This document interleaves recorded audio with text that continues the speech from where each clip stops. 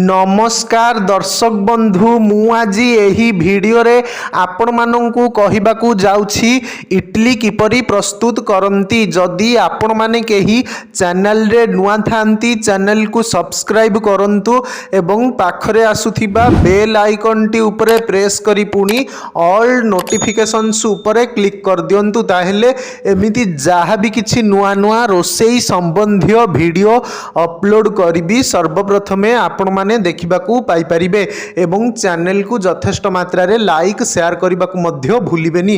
ताहेले चालंतु देखिनबा इडली किपरि प्रस्तुत करंती एवं एथिपाई कौन कौन सामग्री प्रथमे नेबाकू हुए। 2 कप उषुना चाउल, 1 कप बिरी और दरकार मुताबक लूण।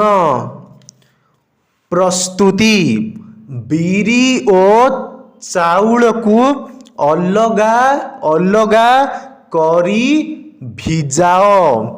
चाउल चिकन करी बाटी रखिबे, बिरी को चिकन करी खूब फेंटिबे।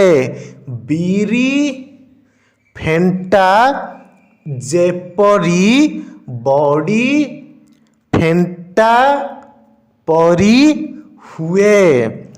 फेंटा परे चाउल बटा सांगरे मिसाई नेई लूण देई 5 ରୁ 6 घंटा रखिबे।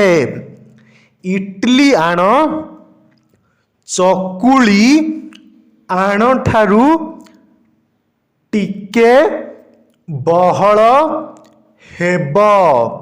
इडली छांचरे तेल मारी इडली करिबे।